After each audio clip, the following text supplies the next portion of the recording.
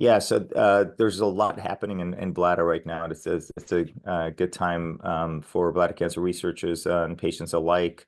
There are several trials that are reporting their outcomes. We have some that are published. We have new available therapies. There's a lot happening over the past year. So just a couple of highlights. This year. Adstiladrin was approved late last year in November and became commercially available at the beginning of this year. So that is in our hands right now. We're using it. Patients are benefiting.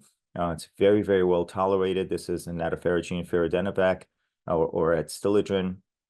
It's placed in the bladder once a week, once every 3 months. So it's a very, very convenient treatment option for BCG refractory disease. So that's one. ANKTIVA was recently approved. This is the IL-15 superagonist, and that's given along with BCG. We're seeing very high CR rates based on their pivotal trial, and that got FDA approval. Again, is commercially available. One of the challenges there, it's in combination with BCG, and of course we have a shortage of BCG, and so it's a little bit challenging right now, but they're working on some solutions. But that is commercially available, and again, very effective treatment regimen for BCG-unresponsive disease. So those are two commercially available agents that were approved this year. There are multiple other ones in clinical trials. One of the most exciting ones is the TAR-200 device that's being investigated in multiple different trials called the Sunrise studies.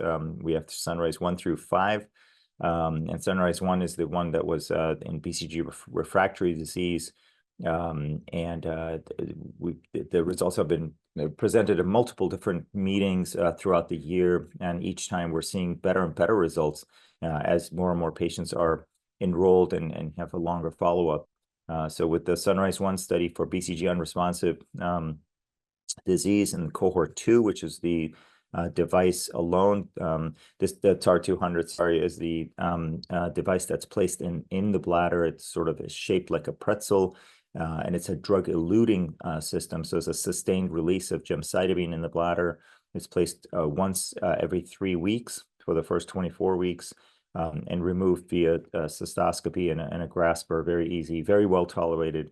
And we're seeing CR rates in the 80 to 85% range so far. We're obviously there's ongoing follow-up, but these are very, very high response rates for these newer agents. And then we have the cretostimogene grenadenorepvec. That's also in clinical trials.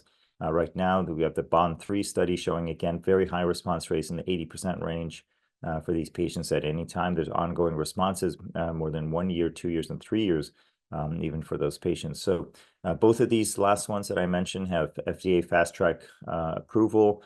And so we're hoping that in the next year or so, we'll be seeing these commercially available and expand, again, that armamentarium of treatment options available for these patients who have failed multiple different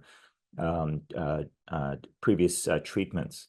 One of the other exciting trials is the BCG naive space. In the past, there have been reluctance to get into this space, given the highly efficacious results of BCG. But there are a number of trials that we'll be reporting soon on the addition of PD-1 or PD-L1 immune checkpoint inhibitors to BCG to see if we can improve the results of BCG. And then there are some drugs that are going head-to-head. The TAR-200 device that I told you about earlier is going head-to-head with BCG in Sunrise 3. The study that will compare directly BCG versus citrilimab, which is a PD-1 inhibitor, plus the TAR-200 device, seeing if we can achieve better initial response rates in BCG-naive patients. That trial accrued very well globally with over 1,000 patients, and we're waiting to see the results, which, again, hopefully we'll see some results coming in early next year. And the last one I want to mention is probably the NGene trial. We have some novel mechanisms of therapy in the NGene trial that will be that's in phase 2 studies right now, and we'll probably see more results coming out from that trial. So lots happening in bladder. I think the takeaway is we have 2 new drugs available, and watch out for the further results on the Sunrise studies and the Critis imaging studies from CG Oncology. So exciting times.